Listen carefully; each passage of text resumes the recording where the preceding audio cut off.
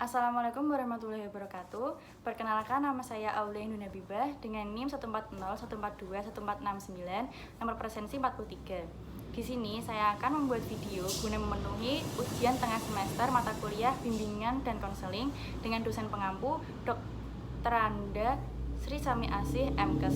Baik, selanjutnya izinkan saya untuk menjawab pertanyaan. Yang pertama, Anda sudah mempelajari materi-materi terkait bimbingan dan konseling. Kemukakan pengetahuan apa yang sudah Anda pahami terkait materi, latar belakang perlunya bimbingan dan konseling di sekolah, pengertian, persamaan dan perbedaan bimbingan dan konseling, kemudian mengapa guru membimbing. Baik, untuk latar belakang perlunya bimbingan dan konseling di sekolah, bimbingan dan konseling adalah salah satu layanan yang perlu dilaksanakan di dalam program pendidikan. Adanya bimbingan dan konseling di sekolah dilatar belakangi oleh beberapa aspek. Di antaranya yang pertama, latar belakang psikologis. Latar belakang psikologis perlunya bimbingan dan konseling di sekolah didasari oleh beberapa masalah. Di antaranya, memenuhi kebutuhan dan dinamika siswa dalam berinteraksi dengan lingkungannya, mengatasi perbedaan individual antara siswa yang satu dengan siswa yang lainnya, mengatasi proses penyesuaian diri siswa, mengatasi masalah belajar siswa, dan menghadapi perubahan tingkah laku siswa sebagai hasil proses belajar. Kemudian yang kedua, latar belakang sosial budaya.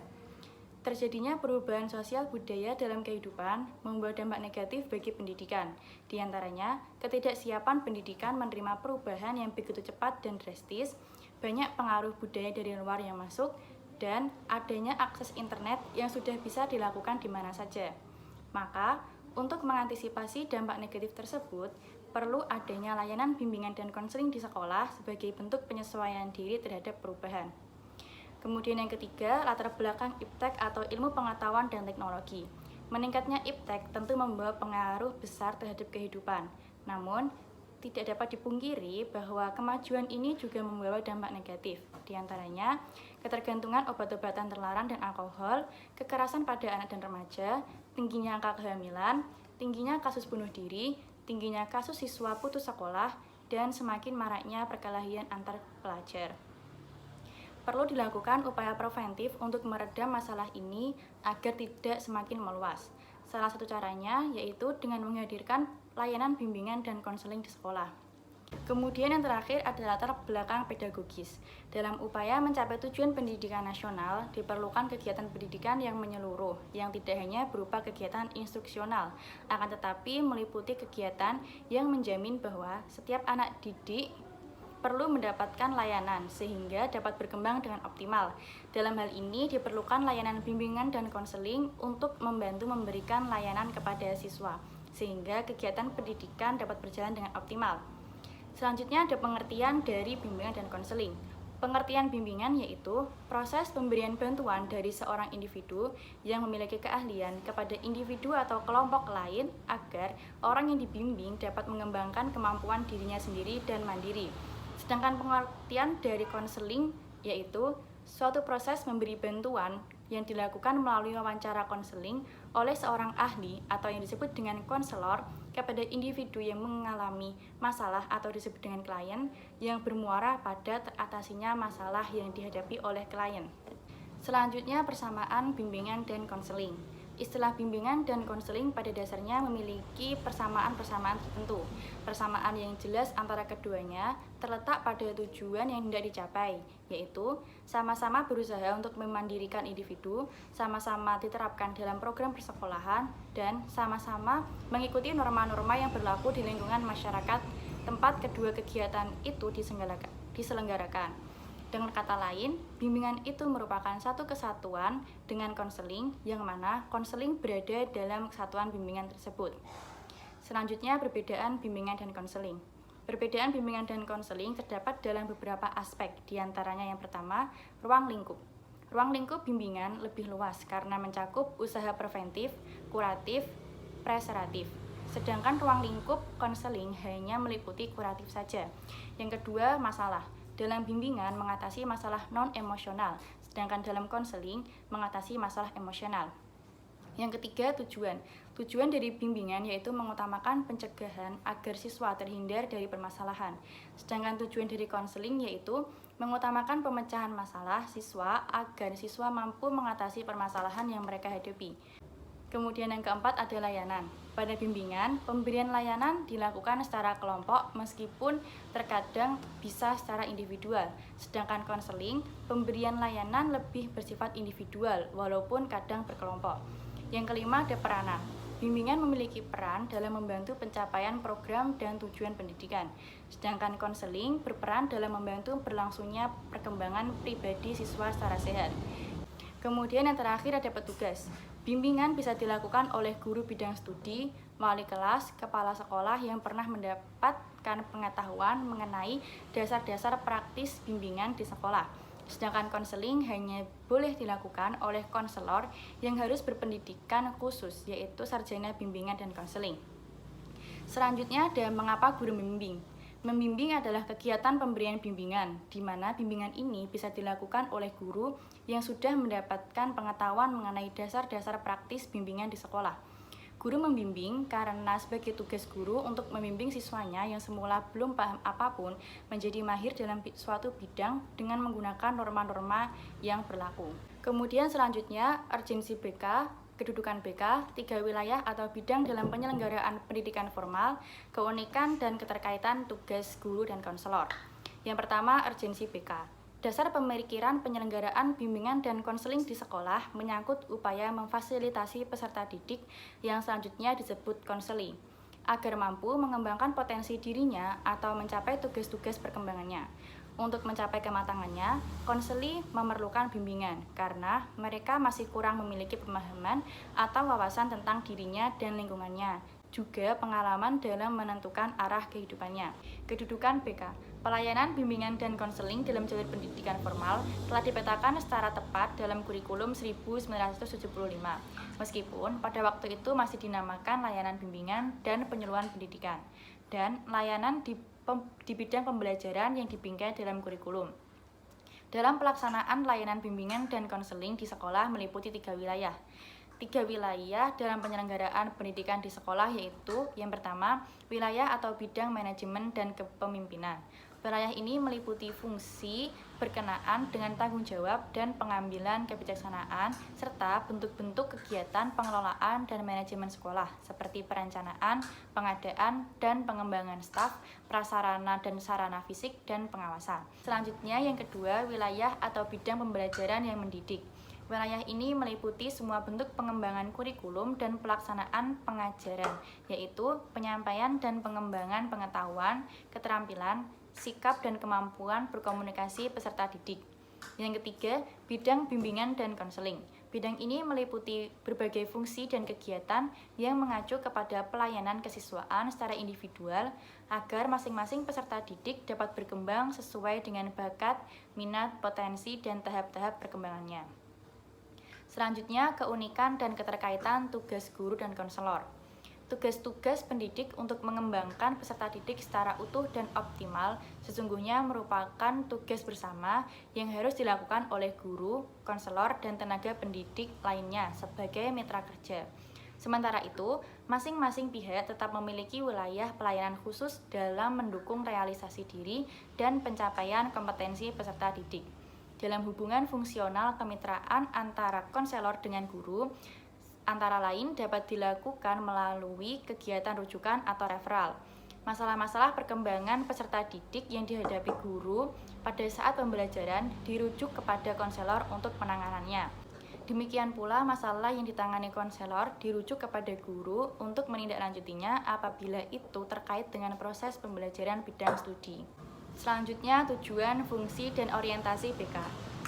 Tujuan.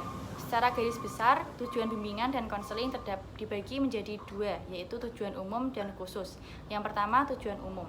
Tujuan umum bimbingan dan konseling dengan mengikuti perkembangan konsepsi bimbingan dan konseling pada dasarnya adalah untuk membantu siswa mengembangkan diri secara optimal sesuai dengan tahap perkembangan dan predisposisi yang dimilikinya, seperti kemampuan dasar dan bakat-bakatnya dari berbagai latar belakang yang ada, serta sesuai dengan tuntutan positif lingkungannya.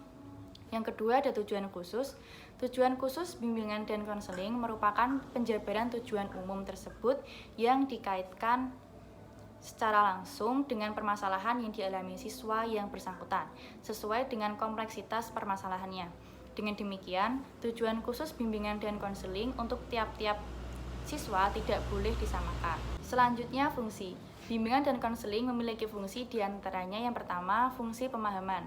Fungsi ini memungkinkan pihak-pihak yang berkepentingan dengan peningkatan perkembangan dan kehidupan memahami berbagai hal yang esensial terkait dengan perkembangan dan kehidupan siswa.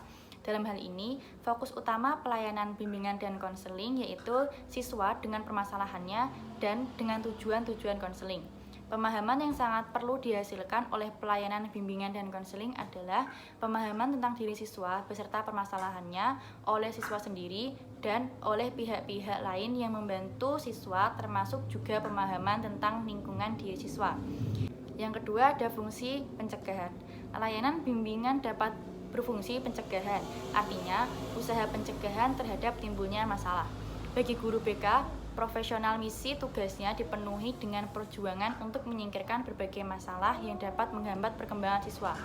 Pencegahan tidak sekedar merupakan ide yang bagus, tetapi suatu keharusan yang bersifat etis. Upaya pencegahan yang bisa dilakukan oleh guru BK diantaranya memberikan lingkungan yang positif bagi siswa, mendorong perbaikan kondisi diri pada siswa, dan memberikan dukungan kepada siswa. Yang ketiga ada fungsi pengentasan. Fungsi pengentasan yaitu fungsi bimbingan dan konseling yang akan menghasilkan terpecahnya atau teratasinya berbagai permasalahan yang dialami oleh siswa. Kemudian yang keempat ada fungsi pemeliharaan dan pengembangan. Fungsi ini berarti bahwa layanan bimbingan dan konseling yang diberikan dapat membantu siswa dalam memelihara dan mengembangkan keseluruhan pribadinya secara mantap, terarah, dan berkelanjutan. Orientasi. Orientasi yang dimaksudkan di sini ialah pusat perhatian atau titik berat pandangan. Orientasi bimbingan dan konseling diantaranya yang pertama, orientasi perorangan. Orientasi perorangan bimbingan dan konseling menghendaki agar guru BK menitik beratkan pandangan pada siswa secara individual. Satu persatu siswa perlu mendapat perhatian. Pemahaman guru BK yang baik terhadap keseluruhan siswa sebagai kelompok dalam kelas itu juga penting. Tetapi, arah pelayanan dan kegiatan bimbingan ditunjukkan kepada masing-masing siswa. Selanjutnya yang kedua ada orientasi perkembangan. Orientasi perkembangan dalam bimbingan dan konseling lebih menekankan pentingnya peranan perkembangan yang terjadi pada saat ini dan yang akan terjadi pada diri siswa di masa yang akan datang. Keseluruhan proses perkembangan itu menjadi perhatian bimbingan dan konseling. Dalam hal ini, peranan bimbingan dan konseling adalah memberikan kemudahan-kemudahan bagi gerak individu menjadi alur perkembangannya.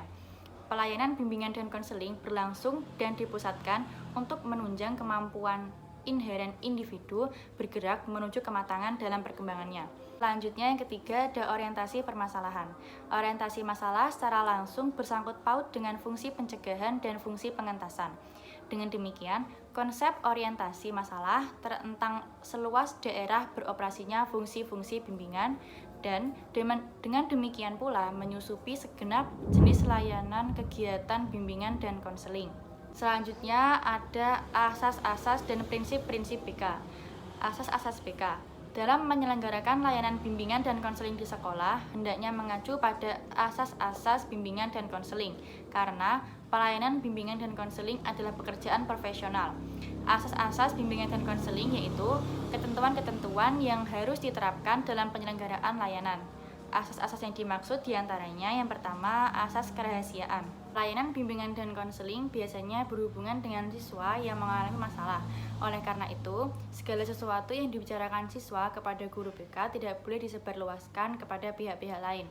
Jika asas ini benar-benar dilaksanakan oleh guru BK, maka guru BK dapat kepercayaan dari semua pihak dan mereka akan memanfaatkan jasa bimbingan dan konseling. Sebaliknya, jika guru BK tidak dapat memegang asas kerahasiaan ini, maka hilanglah kepercayaan siswa terhadap guru BK. Siswa takut pada guru BK dan yang lebih fatal lagi, siswa akan menyebarluaskan pengalaman yang tidak menyenangkan ini kepada siswa lain. Yang kedua yaitu asas kesukarelaan. Proses bimbingan dan konseling harus berlangsung atas dasar kesukarela. Kesukarelaan ini ada pada guru BK maupun pada siswa. Artinya, siswa secara suka dan rela tanpa ada perasaan terpaksa mau menyampaikan masalah yang dihadapinya dengan mengungkapkan secara terbuka hal-hal yang dialaminya. Pihak guru BK juga hendaknya dapat memberikan bantuan dengan sukarela tanpa ada keterpaksaan atau dengan penuh keikhlasan. Selanjutnya yang ketiga, asas keterbukaan.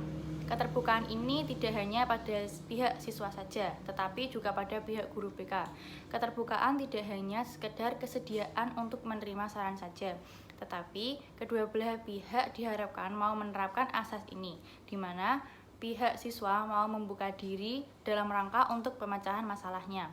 Dari pihak guru BK ada kesediaan untuk menjawab pertanyaan konseli dan mau mengungkapkan keadaan dirinya bila dikehendaki oleh siswa. Yang keempat, ada asas kekinian. Masalah konseli yang ditangani melalui kegiatan bimbingan dan konseling adalah masalah-masalah yang saat ini sedang dirasakan, bukan masalah yang pernah dialami pada masa lampau dan kemungkinan masalah yang akan dialami pada masa yang akan datang. Selanjutnya yang kelima, asas kemandirian. Pencapaian tujuan dari pelayanan bimbingan dan konseling tercapai bila mana menjadikan siswa dapat berdiri sendiri, tidak bergantung pada orang lain atau bergantung pada guru BK. Dengan demikian, maka para guru BK hendaknya senantiasa berusaha menghidupkan kemandirian pada diri siswa, bukan justru menghidupkan ketergantungan siswa pada guru BK. Selanjutnya yang keenam, ada asas kegiatan. Hasil usaha bimbingan tidak tercipta dengan sendirinya, tetapi harus diraih oleh siswa yang bersangkutan. Para guru BK hendaknya menimbulkan suasana agar siswa yang dibimbing mampu menyelenggarakan kegiatan yang dimaksud dalam penyelesaian masalah yang menjadi pokok pembicaraan dalam konseling. Yang ketujuh, ada asas kedinamisan. Upaya layanan bimbingan dan konseling menghendaki terjadinya perubahan pada diri siswa yang dibimbing, yaitu perubahan tingkah laku ke arah yang lebih baik. Asas kedinamisan ini hendaknya mengacu pada hal-hal baru yang hendaknya terdapat pada proses konseling dan hasil-hasilnya. Yang kedelapan, ada asas keterpaduan. Layanan bimbingan dan konseling berupaya memadukan berbagai aspek dari siswa yang dibimbing. Di samping keterpaduan pada diri siswa yang dibimbing, juga diperhatikan keterpaduan isi dan proses layanan yang diberikan. Jangan terjadi aspek layanan yang satu tidak serasi atau bahkan bertentangan dengan aspek layanan yang lain. Yang kesembilan, ada asas kenormatifan. Usaha layanan bimbingan dan konseling tidak boleh bertentangan dengan norma-norma yang berlaku. Asas ini diterapkan terhadap isi dan proses pelanggaran bimbingan dan konseling, meliputi seluruh isi layanan, prosedur, teknik, dan peralatan yang dipakai. Yang ke-10, ada asas keahlian.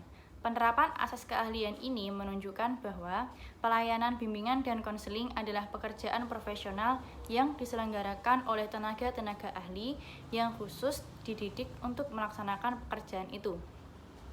Asas keahlian mengacu pada kualifikasi guru BK dan pengalaman. Oleh karena itu, sebagai guru BK, ahli harus menguasai teori dan praktik konseling secara baik dan benar. Yang ke-11, ada asas alih tangan. Asas ini berarti bahwa jika guru BK sudah mengerahkan segenap kemampuan yang dimiliki untuk membantu siswa, tetapi siswa belum dapat terbantu sebagaimana yang diharapkan. Hal tersebut terjadi karena masalah yang dialami siswa berada di luar kemampuan dan kewenangannya. Menindaklanjuti masalah tersebut, guru BK dapat mengalih tangankan siswa tersebut kepada petugas atau badan lain yang lebih ahli untuk menangani masalah siswa atas persetujuan siswa yang akan dialih tangankan. Selanjutnya yang terakhir, ada asas tuturi handayani. Asas ini menunjuk pada suasana umum yang hendaknya tercipta dalam rangka hubungan keseluruhan antara guru BK dan siswa. Asas ini menuntut agar layanan bimbingan dan konseling tidak hanya dirasakan keberadaannya pada waktu siswa mengalami masalah dan menghadap guru BK saja. Namun, di luar hubungan kerja pelaksanaan bimbingan dan konseling, hendaknya dirasakan keberadaan dan manfaatnya. Selanjutnya, prinsip. Prinsip-prinsip dalam layanan bimbingan dan konseling digunakan sebagai pedoman pelaksanaan yang harus ditaati untuk menghindarkan diri dari kesalahan dan penyimpangan. Prinsip layanan BK dibagi menjadi dua, yaitu yang pertama, prinsip umum dan prinsip khusus. Prinsip umum yang pertama, bimbingan harus berpusat pada siswa yang dibimbing. Yang kedua, bimbingan harus dimulai dengan mengidentifikasi hubungan-hubungan yang dirasakan oleh siswa yang dibimbing. Yang ketiga, bimbingan harus fleksibel sesuai dengan program pendidikan di sekolah yang bersangkutan. Yang keempat, bimbingan berhubungan dengan sikap dan tingkah laku siswa, sehingga perlu diingat bahwa sikap dan tingkah laku siswa terbentuk dari segala aspek kepribadian yang unik. Yang kelima, memahami siswa yang dibimbing untuk memberikan bimbingan yang tepat sesuai dengan apa yang dibutuhkan oleh siswa yang bersangkutan. Yang keenam, masalah tidak dapat diselesaikan di sekolah harus diserahkan kepada ahli atau pihak lain atau lembaga yang mampu dan berwenang melakukannya. Yang ketujuh, pelaksanaan program bimbingan harus dipimpin oleh seorang petugas yang memiliki keahlian dalam bidang bimbingan dan sanggup bekerja sama serta bersedia mempergunakan sumber-sumber yang berguna di luar sekolah. Yang kedelapan, terhadap program bimbingan harus senantiasa diadakan penilaian yang teratur untuk mengetahui sampai mana hasil dan manfaat yang diperoleh serta penyesuaian antara pelaksanaan dan rencana yang dirumuskan terdahulu. Yang kedua, ada prinsip khusus. Prinsip khusus sendiri dibagi menjadi 4, yaitu yang pertama, prinsip-prinsip yang berkenaan dengan sasaran layanan, meliputi bimbingan dan konseling melayani semua siswa tanpa terkecuali. Yang kedua, bimbingan dan konseling berurusan dengan pribadi dan tingkah laku siswa yang unik dan dinamis. Yang ketiga, bimbingan dan konseling memperhatikan sepenuhnya tahap dan berbagai aspek perkembangan siswa. Dan yang keempat, bimbingan dan konseling memberikan perhatian utama kepada perbedaan siswa yang menjadi orientasi pokok pelayanannya. Kemudian ada prinsip-prinsip yang berkenaan dengan permasalahan individu, meliputi yang pertama, bimbingan dan konseling berurusan dengan hal-hal yang menyangkut kondisi mental atau fisik siswa terhadap penyesuaian dirinya dengan lingkungan sekitar. Yang kedua, kesenjangan sosial, ekonomi, dan kebudayaan merupakan faktor timbulnya masalah pada siswa dan semuanya menjadi perhatian utama pelayanan bimbingan. Kemudian selanjutnya ada prinsip-prinsip yang berkenaan dengan program layanan, meliputi yang pertama, program bimbingan harus disesuaikan dan dipadukan dengan program pendidikan serta perkembangan siswa. Yang kedua, program bimbingan dan konseling harus fleksibel. Yang ketiga, program bimbingan dan konseling disusun secara berkelanjutan. Dan yang keempat, terhadap isi dan pelaksanaan program bimbingan dan konseling perlu adanya penilaian yang teratur dan terarah. Selanjutnya, prinsip-prinsip yang berkenaan dengan pelaksanaan pelayanan, meliputi yang pertama, bimbingan dan konseling diarahkan untuk pengembangan siswa untuk mampu membimbing diri sendiri dalam menghadapi permasalahan. Yang kedua, dalam proses bimbingan dan konseling, keputusan yang diambil dan hendak dilakukan oleh siswa hendaknya atas kemauan siswa itu sendiri. Yang ketiga, permasalahan siswa harus ditangani oleh tenaga ahli dalam bidang yang relevan dengan permasalahan yang dihadapi. Yang keempat, kerjasama antara guru BK, guru, dan orang tua akan menentukan hasil pelayanan bimbingan. Dan yang kelima, pengembangan program pelayanan bimbingan dan konseling ditempuh melalui pemanfaatan yang maksimal dari hasil pengukuran dan penilaian terhadap siswa yang terlibat. Selanjutnya, soal yang kedua, Anda tentu pernah membantu orang lain.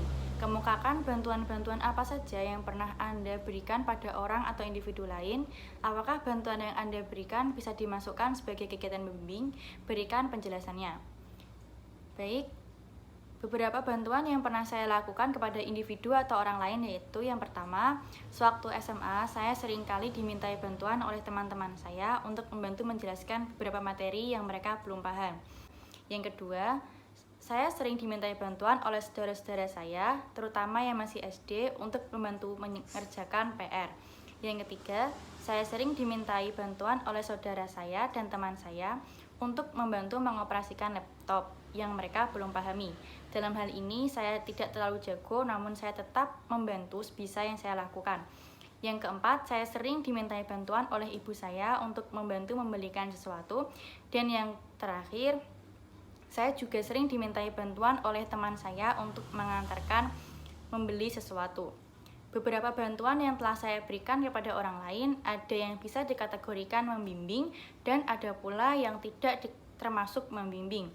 Sebelumnya, membimbing adalah pemberian bantuan kepada orang lain untuk menuntunnya ke arah yang benar. Dalam membimbing juga diperlukan keahlian atau skill untuk menunjangnya. Bantuan yang termasuk membimbing diantaranya membantu teman menjelaskan materi, membantu saudara mengerjakan PR, dan membantu saudara dan teman untuk mengoperasikan laptop. Bantuan-bantuan tersebut termasuk ke dalam membimbing karena saya memberikan bantuan dengan memberikan arahan untuk menuntunnya dari semula mereka belum bisa atau belum paham menjadi mahir. Dalam bantuan tersebut juga diperlukan keahlian.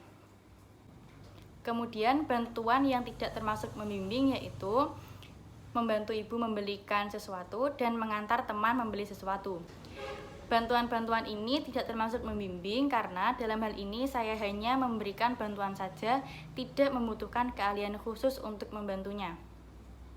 Selanjutnya soal yang ketiga, Anda bukan calon guru BK, melainkan calon guru kelas SD atau calon guru bidang studi di sekolah menengah. Namun, pengetahuan tentang penyelenggaraan bimbingan dan konseling adalah suatu hal yang penting. Pengetahuan antara lain tentang tujuan BK, fungsi BK, orientasi BK, dan asas-asas BK dapat diterapkan dalam memberikan pelayanan pendidikan pada peserta didik. Coba beri jawaban terkait penerapan tersebut. Baik, guru mata pelajaran dalam layanan bimbingan dan konseling adalah mitra kerja yang sangat penting dalam aktivitas bimbingan di sekolah. Layanan bimbingan di sekolah akan lebih efektif bila guru dapat bekerja sama dengan guru BK di sekolah dalam proses pembelajaran. Adanya keterbatasan dari kedua belah pihak menuntut adanya kerjasama tersebut. Dengan demikian, dibutuhkan kerjasama yang baik antara guru BK dan guru mata pelajaran untuk mencapai tujuan pendidikan secara optimal. Diperlukan upaya-upaya tertentu yang harus dilakukan oleh guru BK secara kolaboratif dengan guru mata pelajaran dan beberapa pihak terkait. Upaya-upaya yang dilakukan perlu memperhatikan sejumlah aspek. Bentuk kerjasama yang dilakukan diantaranya yang pertama, kerjasama antara guru mata pelajaran dan wali kelas dalam melaksanakan program BK yang telah terjadwal atau muatan bimbingan diberikan pada jadwal pelajaran umum. Yang kedua, guru BK dan guru mata pelajaran melakukan pertukaran informasi tentang keadaan siswa. Yang ketiga, memberikan program untuk meningkatkan motivasi belajar siswa. Yang keempat, membimbing peserta didik untuk mengenal keadaan pribadi dalam rangka mengoptimalkan prestasinya. Sekian atas jawaban yang dapat saya berikan. Untuk segala kesalahannya saya mohon maaf. Terima kasih kepada dosen pengampu Ibu Dr. Anda Sri Sami Asi MKes. Wassalamualaikum warahmatullahi wabarakatuh.